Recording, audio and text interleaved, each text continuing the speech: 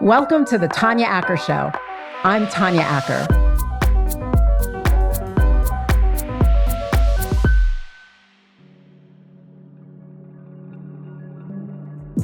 The monster next door. The super nice person who turns out to be an angry, violent, murderous beast. Truth is stranger than fiction sometimes, and I think that's why people really love and are engrossed by true crime stories. I'm excited today to have with me Josh Mankiewicz. He's a Dateline NBC correspondent. Dateline, the longest running show on NBC primetime. And it's been around that long for a reason, because people love hearing these stories. It's like we're really fascinated by the deceptions that people can weave on one another. So I had a conversation with Josh. We talked about Dateline and the stories they tell, and also which victims get their stories told. Which stories do we find most compelling? Here I am with Josh Mankiewicz. Welcome, Josh, to the Tanya Acker Show. Thank you so much. Great to see you. It's great to see you. Why is Dateline so popular? What do you think explains the popularity of the show? It is, to some extent, it's sort of lightning in a bottle. I mean, I think when I came here 25 years ago, the show had been on a couple of years. It didn't occur to me that I would still be working here a quarter century later. I got here in 95. In 2005, we sort of changed the focus from kind of a general interest news magazine with 3 or 4 stories in an hour to true crime. And that clearly made a difference with the audience, because you could tell that people were captivated by that. And that was sort of the beginning of the interest in true crime that now is continuing and now has all kinds of other people doing it too. So I think that was part of it. There's another part of it, which is, I mean, I've been in TV and in TV news for 45 years now. This is a phenomenally talented group of people that we're working with here. And the success of Dateline really has more to do with the people that you don't see on camera. That's part of why this works. These people are really great at this. But clearly some of it is that we latched onto true crime at the right time, and we're telling those stories in a respectful but interesting way. And I think that works for people. When you say respectful, what do you mean by that? We always draw a line between the storytelling and the story. The storytelling's the fun part of this. We make maybe the obvious suspects seem like maybe only one of the suspects, or we have some fun telling you a story in which it looks like it's this guy. It looks like it's that guy. Wait, it's that guy who we didn't even think about. That sort of leading the audience around corners and the big Dateline twist that people have come to expect.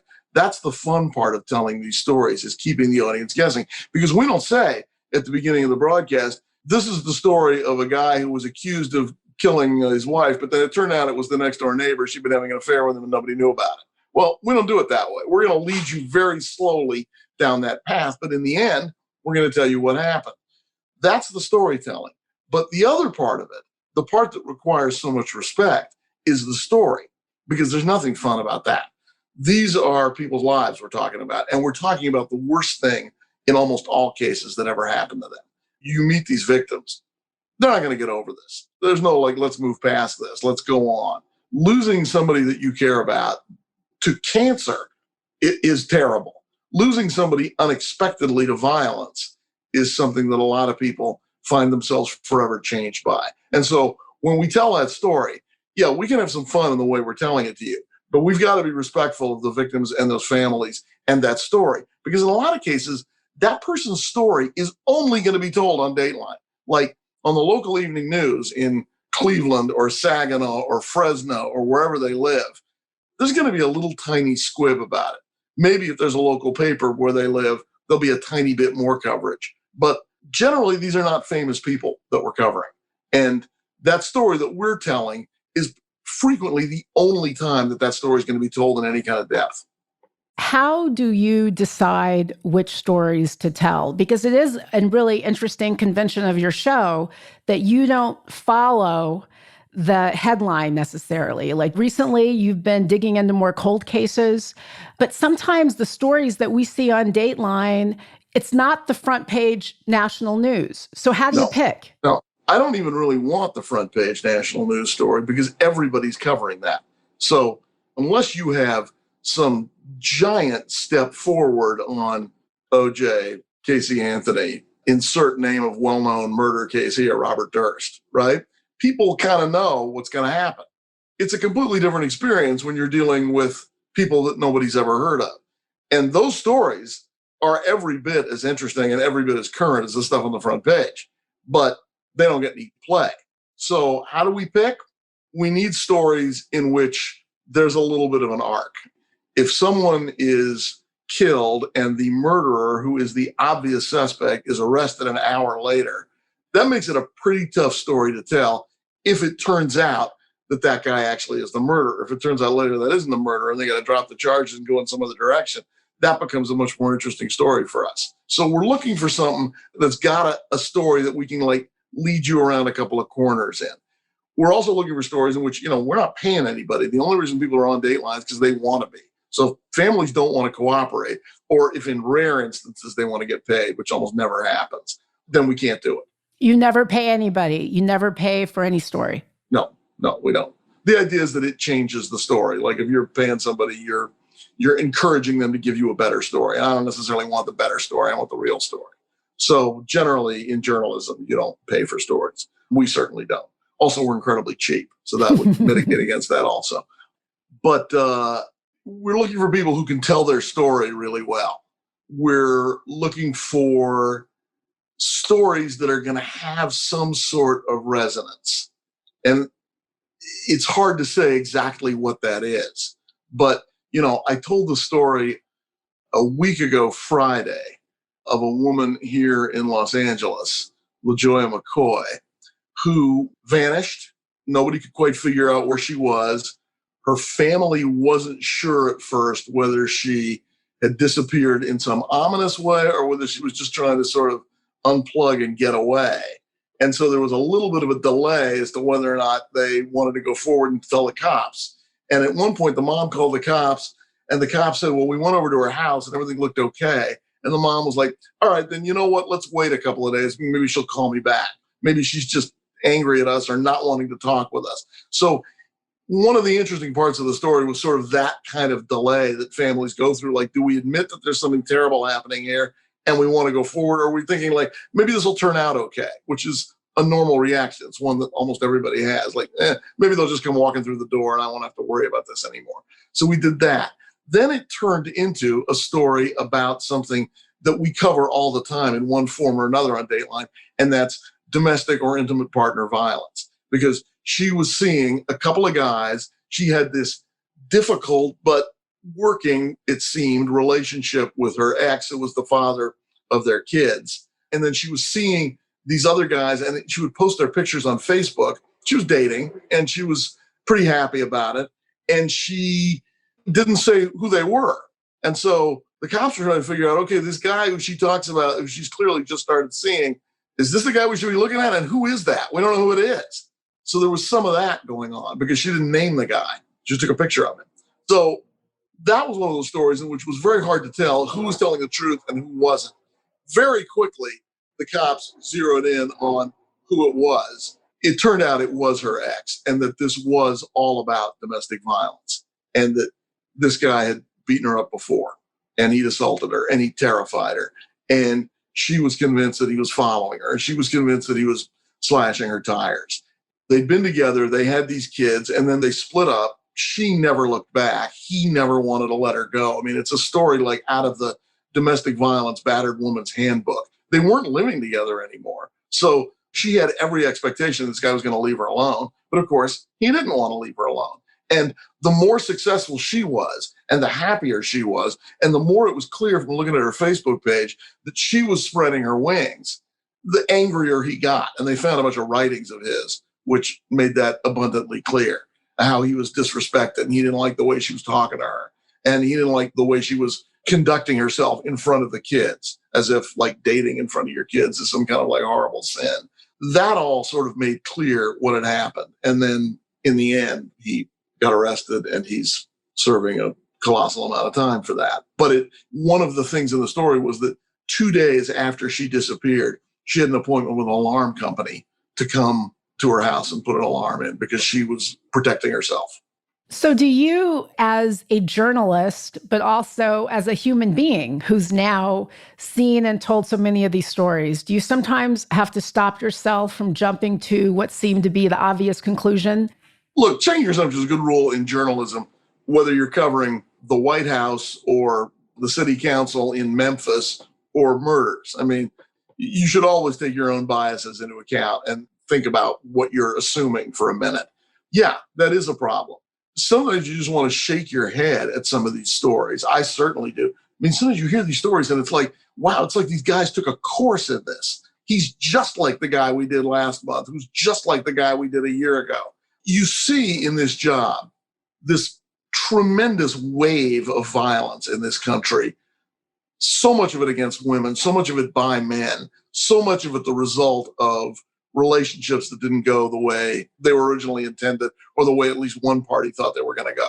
And it is something we see all the time. I actually think there's not nearly enough coverage of domestic and intimate partner violence because it's somewhere in nearly every Dateline story we do. I mean, I went to Phoenix a couple of years ago to go to the funeral of a friend of mine. He was a psychiatrist, Steve was. And he was killed by a guy who he'd done a court-appointed evaluation of like 8 years earlier. And that evaluation resulted in the guy not getting custody of his son after a domestic violence incident. And years later, we don't know exactly what it was, something in this guy snapped, and he decided to go even the score. So he found Steve, he killed him. Then he killed a bunch of other people who, like, he went to the lawyer's office, and the lawyer who represented his wife wasn't there, so he killed some other people in the office. And he went to the psychiatrist's office who treated their kid, and the psychiatrist wasn't there, so he killed the guy that she shared office space with. And then eventually Phoenix police closed in and the guy killed himself. But wrapped around that story of my friend's murder was domestic violence. That's like how it started. That's how it ended. That's what was going on here. And the system's failure to sort of take that into account and to deal with that in Phoenix, just like in jurisdictions all over the country, is one reason why all those people got killed. And the wife in that case, she survived and their kid survived because she knew what was coming. She was a doctor and she had a lot of money and she was able to hide herself, hire protection and, get other homes and keep her movements and her kids' movements hidden from her ex-husband. A lot of women obviously don't have those resources. So you're digging into these stories that really explore dark parts of people, dark social tendencies in terms of, the way people violently express power and try to wield it. Real tragedies. Has it changed you? Do you feel that your job and examining these really sad, tragic moments, has it changed your outlook in any way? You can't do this job and not feel anything because you're seeing, as I said, people, talking about the most horrible thing that ever happened to them. And it's horrible. You don't see these people and think like, wow, you're really overreacting to this. You see some terrible things in this job. Most reporters do, if you're covering any sort of level of law enforcement. So yeah, you have to find some sort of emotional distance when you're doing this job, because when you're interviewing people and they start to cry, like sometimes I feel like crying too, but you can't do that. You're telling the story and you need to be able to step back enough, but you don't want to step back so much that you don't feel anything. And you're sort of saying to them, hey, come on, let's go, let's finish this. Generally, when people start to cry or get upset during an interview or get choked up, I will say to them, you want to take a break here? Let's wait a little bit, Can you think of a time when you had to take a break because you were so upset about something that you were hearing? When I was interviewing my friend's fiance in Phoenix. I mean, I went there to go to his funeral.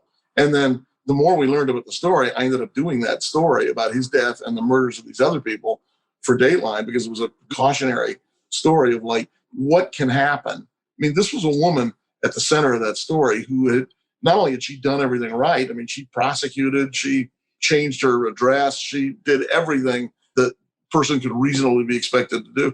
And this guy still came after her and didn't kill her, but killed a lot of other people. And that was when she had tremendous resources and the presence of mind to protect herself and her kid, and still all kinds of things went wrong. So that was a great warning to everybody. I mean, look, I mean, it's widely known that in domestic violence situations, the day that you're most in danger is the actual day that you're leaving, the moment that you're leaving, because that's when he's losing control. Okay, but in this case, she got out. She moved. She left. He didn't know where she lived. She'd hidden herself in a bunch of different houses. And this still happened. That was a cautionary tale. And when I was talking to the woman who was the fiance of my friend, I mean, yeah, that was heartbreaking. It was. But again, if you're not feeling anything in these situations, then it's time to get out. I mean, you don't want to be so hard-boiled that you don't feel a thing. So you once pushed forward with an examination into the role that race played in telling the stories of missing people. Tell me about that. Well, this was a while ago. This was in 2005. We were doing, and everybody in TV news, all the morning shows, all the news magazines, all the cable networks were doing a tremendous amount of coverage of what was known inside the business as damsels in distress. And it occurred to me at the time that if you watched TV news in America, you would have been under the impression that the only people missing in the United States were young, attractive white women, because that's all we were covering, all of us. And in fact, that doesn't fit with statistics at all. No, Black people talked about this all the time, that they acted like the rest of us just never went missing. And when we did, nobody cared. And that was our story. I mean, most of the missing people in America are men, and a much larger percentage are minority than the population at large. But we're not covering that group, or at least we weren't back then.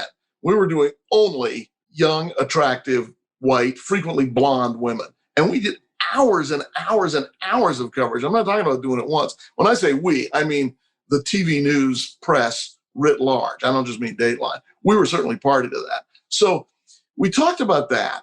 And then we found a woman who was missing in Spartanburg. And she was gorgeous, smart, interesting, had a big future. She'd been a contestant on American Idol. She didn't make it to TV, but she'd fallen out in one of the earlier rounds. She had an amazing singing voice. And she was tangentially connected to some well-known people, like her aunt was married to a professional athlete. And this was exactly the kind of person who should be getting a lot of coverage. She was missing. Her name was Tamika Houston, except Tamika Houston was Black. And when her family would call saying, hey, I see you're doing all these stories about missing women, we would love it if you would include Tamika in that, because we can't find her and we're terribly worried. And the cops they don't seem to be able to find her either. And no one was calling these folks back. No one. Not Dateline, not the Today Show, not CBS, not ABC, not any of the cable networks. So I did a story about that, about why do you keep covering Lacey Peterson and Natalie Holloway and you don't cover Tamika Houston? You're covering every missing white woman and no missing women of any other color. And unfortunately, all the presidents of all the network news divisions and all the cable news outlets, they didn't want to talk to me. The only guy who agreed was the guy who had hired me at NBC. And so I sat down with this guy who'd done me this huge favor by bringing me to Dateline, and I did an interview with him in which I asked him some questions that were not terribly pleasant for either one of us. But we got through it, and he had his answers. But I mean, the larger issue, which he did try to argue with this, is sort of indefensible, which is you got to start covering more than just one kind of victim. And after that aired, I felt the ship of state journalistically move a little bit. I'm not going to say that things changed overnight, but things got a little bit better. We did a little less of one kind of story, and we did a little more of other kinds of stories. I felt like maybe that thing made a difference. And we do less of that sort of thing generally now. There's not a lot of stories about the ongoing incremental coverage of somebody missing the way we did with so many of those stories back then. Most of the stories we do now on Dateline are stories that tend to have a beginning, middle, and end. They're already over. You don't wonder what happened to the person at the end of that. Although we are doing some cold cases now, which is a good thing because that might actually help. But yeah, I felt like maybe we had a little bit of an impact back then. You've been in the business for 45 years. You are a part of an institution where there are certain norms. And the norm is people just kind of take for granted that the only victims that audiences will care about are these, as you describe it, attractive white women. What made you want to change that? I was irritated and offended that we were only covering part of the news. And we were ignoring a big chunk of the audience. And it was a chunk of the audience that didn't look like me. And I was bothered by that. And so I proposed this story, and David Corvo, who was then the executive producer of Dateline and still is, saw that story in the list of things that people were pitching and said, let's do that. And then not only did he give us the budget and the go-ahead to do that story, but then there was a point where it was scheduled and it looked like it was going to get preempted because some sporting event like golf or Olympics or something was going to roll over us. And he moved that story out of Dateline that week so that it would be sure to run at a time when it wouldn't get preempted and the whole country would see it or would be able to see it. So he's, he was definitely heroic in this. And it isn't just that I wanted to do it, because me wanting to do things doesn't necessarily make them happen. But I got some support from the front office, which was great. And Neil Shapiro, who was the president of NBC News at the time, sat there and talked about it with me and forthrightly answered the questions, which I thought was also very courageous. And that's how it happened. But I mean, how did it originally happen? I thought to myself, I saw all those stories of those women who looked exactly alike, and I just thought, this is bullshit. 45 years in the news business. Yeah. You've been. We sometimes have a tendency to romanticize things that came before. So right now, in a climate where people are loose with facts and the press is really under attack, journalists are being regularly derided in the media, sometimes just for doing their jobs. Are things worse now, or is this simply another incarnation of one of those moments where we've been at it and we get mad at the press? Is it something different, or is it a continuation of something that's always been there? It's both. It's worse in some ways, it's better in others. I mean, there's been about a 50-year campaign in this country by the right against journalists, against academics, against experts, against facts, against truth. Make up your own facts. Say them loudly. Say them again and again and again. Get your whole party on the message of the day. Both parties adopted that. Limit access to the actual newsmakers so that everybody has no choice but to use the speech that you give them or the photo availability that you give them. When I started covering Washington and politics back in the mid-1970s, you could get almost anybody you wanted on television and ask them a question. There's less access now than there ever has been before. On the other hand, there's all kinds of other ways to reach the audience that didn't exist then, like social media. I mean, we're no longer dependent on somebody's availability to appear in front of a television camera to get news out of them and to ask them a question. Perfect example today. You and I are talking via Zoom. That was unheard of. So in some ways it's better, in some ways it's worse. The press has been under attack for a really long time. The efforts to delegitimize the press have been ongoing for a really long time. And you can see what's happening now is just sort of, not even the end product of that, but a latest product of that. On the other hand, it wasn't too long ago that people were saying, oh, well, newspapers are over. They're finished. They're so last century. So much of the really good work of the last 4 or 5 years has been done by newspapers and the people who work for them and their digital counterparts. So, I mean, I see a lot of things that are encouraging, and I also see what's always come, which is you can't trust the press. They're making everything up. The current administration is delineating that a little differently. I mean, it would have been unheard of for a president to attack a journalist the way Trump's been attacking Kristen Welker, for example, over the last couple of days. That kind of thing has changed. But some things have remained the same over a long period of time. It's been going on for a long time. And you do have a really interesting vantage point on that because your father was Robert Kennedy's press secretary. You come from a very celebrated Hollywood family. Your brother, Ben Mankiewicz, is host of Turner Classic Movies. Your grandfather, Herman Mankiewicz, wrote Citizen Kane with Orson Welles. Your great uncle, Joseph Mankiewicz, also a celebrated writer. Did you feel a lot of pressure growing up to be extra great or do something really fancy? I don't think so. I ended up going into a business that sort of no one else had gone into. I mean, my dad had been a journalist. Herman had been a journalist before he became a screenwriter. My great-grandfather was edited and published a German language newspaper in Pennsylvania, which is where the Mankiewiczes came after they got here from Poland and Germany. So, I mean, in some ways, like, I'm a fourth generation journalist, but like nobody else had ever really been in TV news. My dad was in it for a little while, but that's not primarily what he was known for. So my brother and I sort of went into this other business that wasn't exactly the family business. I'd grown up around politics. I thought journalism was an interesting way to sort of observe politics without being part of it. I grew up watching the civil rights movement and Vietnam and Watergate on the evening news. All I ever wanted to be was a reporter. And now I have been one for all these years. So I'm pretty happy with that. I have not written a screenplay. I have not tried to direct or produce a screenplay. I'm leaving that part of the family business to many other people in my family who are all going to be better at it than I am. But did I feel a lot of pressure? I don't think I did. I read an interview with you and your brother Ben where you described one of the biggest misconceptions of your family was that you grew up rich. Yeah. What's another big misconception? Because I think a lot of people might think that when you grow up in such a celebrated household that getting a cool job at a great news magazine is just a cakewalk.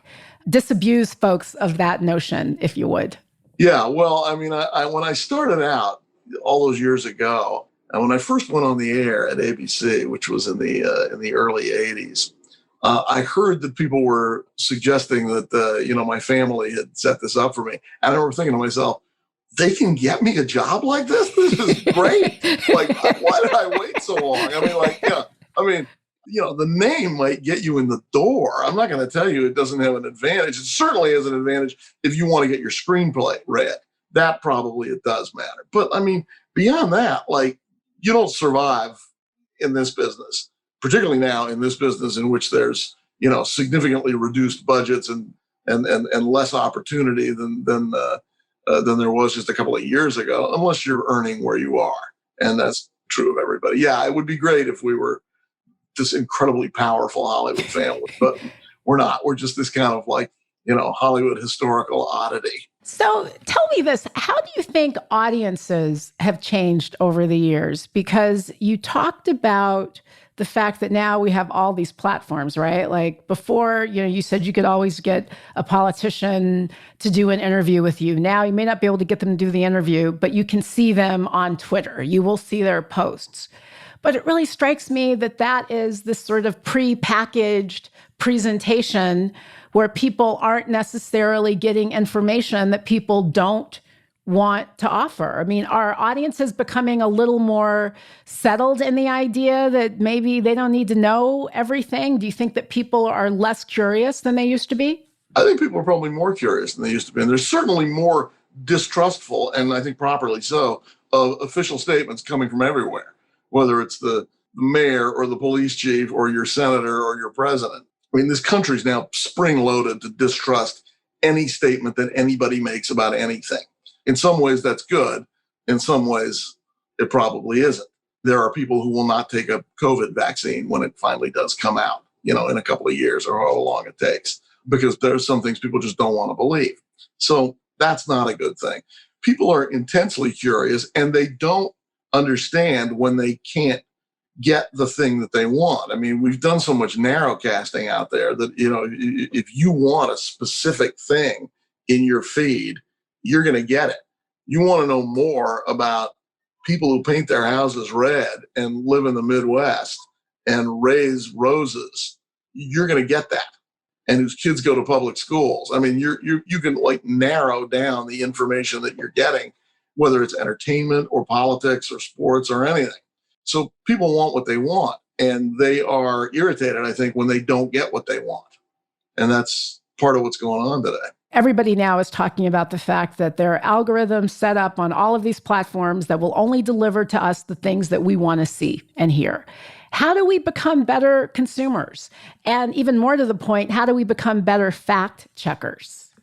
The only way as journalists to become better fact checkers is to work harder at it and spend more time at it and devote yourself to it, because ultimately we don't have subpoena power or a badge. All we have is our credibility. So we need to safeguard that. And we need to work really hard at that. And we need to make sure that the things we say on the air and the things we print, the things we put online are not just defensible, but true and accurate and fair.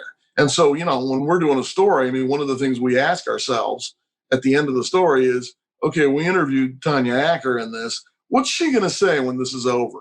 Is she going to say, I was accurately represented? Or is she going to say, I can't believe I talked to you for an hour and a half and you only use this little thing?